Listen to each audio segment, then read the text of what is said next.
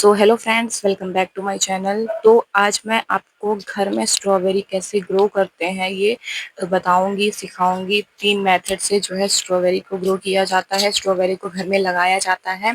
All information इसमें मैं देने वाली हूँ विथ अपडेट के साथ। कैसे आपको लगाना है, कैसे सीडलिंग्स करनी है, कैसे इसकी सारी आपको घर में स्ट्रॉबेरी मिल जाएगी, ऑल इन्फॉर्मेशन यहाँ देने वाली हूँ। तो प्लीज़ वीडियो को फुल देखिए, स्किप मत करिएगा ताकि आपको पूरी इन्फॉर्मेशन मिल सके। तो चलिए बात करते हैं मेथड फर्स्ट की। तो हमें करना क्या है, हमें एक स्ट्रॉबेरी ले लेनी है। स्ट्रॉबेरी जो हम खाते हैं वही वाली स्ट्रॉबेरी मार्केट से आप ले सकते हो, परचेज कर सकते हो। चाहे तो ऐसे हाथ से आप नॉर्मल स्क्रैच करोगे तो उसके सीड्स निकल आएंगे। ऐसे सीड्स निकालना थोड़ा डिफिकल्ट होगा। तो आपको करना क्या है, एक अच्छा प्रोसेस बताऊंगी आपको। स्ट्रॉबेरी के जो छिलके होंगे उस पर चाकू की मदद से ऐसे नॉर्मल आप निकालोगे तो वो निकल जाएगी, क्योंकि स्ट्रॉबेरीज पकी होती हैं, सॉफ्ट होती हैं, वो ऐसे नॉर्मल निकल जाएगी। आपको किसी पेपर में, टिश्यू पेपर में उसको निकाल के ऐसे स्टोर कर देना है और 2-3 दिन आप ऐसे ही रखे रहोगे तो ये क्या होगी कि सूख जाएगी। सूखने के 4 दिन बाद, 3 से 4 दिन आप ऐसे रखे रहोगे तो देखोगे ये पूरा ड्राई हो जाएगा। ड्राई होने के बाद अगर आप हाथ से ऐसे स्क्रच करोगे तो इसके सीड्स जो हैं पूरे बाहर आ जाएंगे। अब आपको करना क्या है, इसको बस नॉर्मली ऐसे स्क्रच कर लेना है किसी बाउल या कंटेनर में। आपके जो सीड्स हैं वो पूरे नॉर्मल निकल के आ जाएंगे। अब सीड जनरेशन के लिए जो हमें मिक्सचर लेना है वो 50% आपको कोकोपीट लेना है और उसी में 50% वर्मी कंपोस्ट या काउडंग कंपोस्ट आप ले सकते हो। अच्छे से सबको मिला लें। उसके बाद आप एक पॉट ले लीजिए, सैलो पॉट आपको लेना है। उसमें मिट्टी को फिल करके थोड़ा स्प्रे करके सीड्स को स्प्रे कर दीजिएगा। आप ये सीड्स आप देख रहे हैं, इसको मैं नॉर्मली इसी मिट्टी में जो है ऐसे स्प्रिंकल कर दूंगी। स्प्रिंकल करने के बाद इसको आप पास से देखेंगे ये सीड्स पूरे स्प्रिंकल हो चुके हैं और इसमें 50% ही हमको रिजल्ट मिलेगा।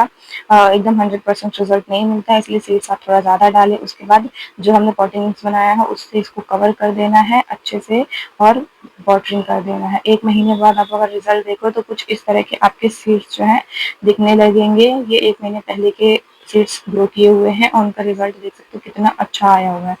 सेकंड मेथड है कि इसको ऑनलाइन परचेज करना। अगर आप सीड से ग्रो नहीं करना चाहते या फिर आपके सीड से ग्रो नहीं होते हैं तो आप इसको ऑनलाइन भी परचेज कर सकते हो। एक ये भी मेथड है स्ट्रॉबेरी को अपने घर में ऐड करने का, लगाने का। लेकिन जो ये मेथड होता है ये थोड़ा कॉम्प्लिकेटेड होता है, क्योंकि इसमें जो है सीड्स जो हमारे प्लांट होते हैं ये काफ़ी दूर से आते हैं और काफ़ी टाइम तक ये जो है एकदम बंद रहते हैं पन्नी पॉलीथीन में। तो इनके सर्वाइव करने के चांसेस थोड़े कम होते हैं। अगर इनको ज़्यादा दिन का ही मिल गया सर्वाइव करने का, ज़्यादा दिन ये ट्रैवल में रहे तो इनके सीड्स खराब हो, इनके जो प्लांट हैं वो खराब हो जाते हैं, मरने के चांसेस ज़्यादा हो जाते हैं और लगने के चांसेस कम हो जाते हैं। अगर आप खरीदते हैं तो एक बार अच्छे से चेक ज़रूर कर लीजिएगा और ट्राई करिए कि अगर आप ऐसे खरीदें तो इनको जल्द से जल्द ट्रांसप्लांट कर दे।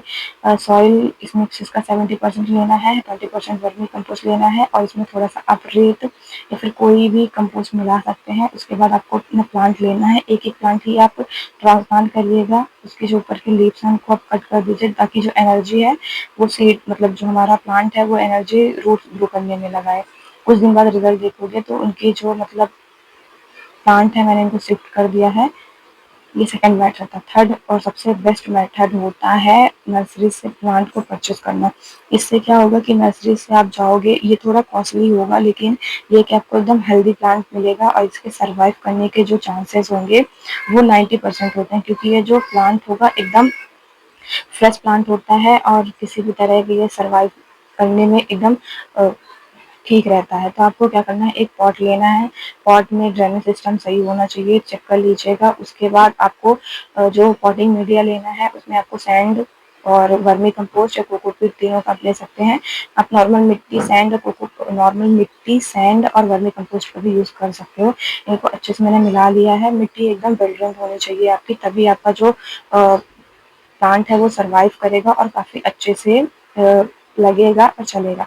आपको एक बार ये चीज़ चेक कर लेनी है कि इसकी जो मिट्टी है हमें बिल्कुल नहीं निकालना है। पहले आप थोड़ा सा नीचे पॉट में फिल करिए मिट्टी। उसके बाद आप ऐसे ही पॉलीथीन देख के चेक कर सकते हैं। चेक करने के बाद आप अपने प्लांटर को उसमें डाल दीजिए मिट्टी के सहित और उसके बाद जो साइड में हमारा होल बचेगा जगह उसमें आप अपने मिट्टी फिल कर दीजिए। इससे जो है हमारा प्लांट शॉक में नहीं जाता है। और वाटरिंग कर दीजिए आप 5 से 6 घंटे की सनलाइट में रखिएगा तो ये बहुत अच्छे से ग्रो करेगा।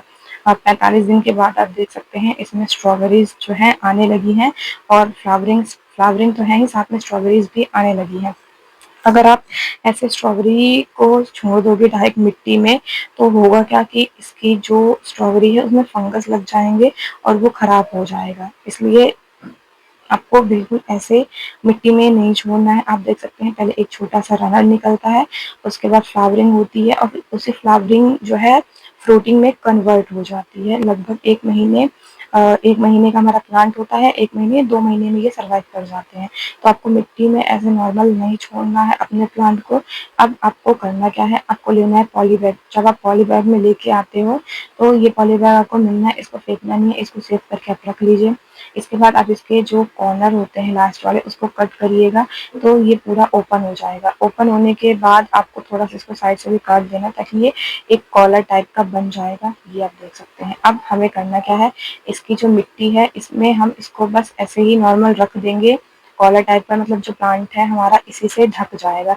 इससे क्या होगा कि जो हमारी स्ट्रॉबेरीज आएंगी वो हमारी मिट्टी की कांटेक्ट में नहीं होंगी और हमारी स्ट्रॉबेरीज जो है खराब भी बिल्कुल नहीं होंगी। आपको बस ऐसे ही रख देना है।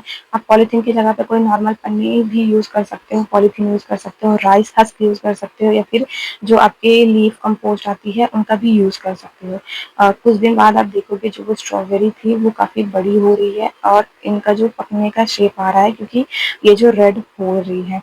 अब आपको एक चीज़ का ध्यान रखना है, सारी स्ट्रॉबेरीज कभी एक साथ नहीं पकती हैं। स्ट्रॉबेरीज को पकने में टाइम लगता है, एक एक करके ही पकते हैं। तो जब आपकी कोई स्ट्रॉबेरीज रेड हो जाएँ तो आपको उनको ज़रूर से ही कट कर लेना है। ये नहीं कि जब सारी खराब हो तभी हम सारी पके तभी हम उसको परचेज़ करें, कट करें, हार्वेस्ट करें, इससे ये खराब हो जाती हैं। जैसे आप देखेंगे मेरी ये वाली स्ट्रॉबेरी जो है रेड हो चुकी है। रेड होने के बाद अब हमें इसको हार्वेस्ट कर लेना है। अगर हम वेट करें कि नहीं अभी नहीं करना है हार्वेस्ट तो ये खराब हो जाएगी और बिल्कुल भी खाने लायक नहीं रह जाएगी। तो आपके घर में तैयार है एक जूसी स्ट्रॉबेरी, वो भी फ्री में। आपने स्ट्रॉबेरी से ही स्ट्रॉबेरी को ग्रो किया है। ये स्ट्रॉबेरी अभी कुछ दिन टाइम लगेंगे अभी ग्रो होने में।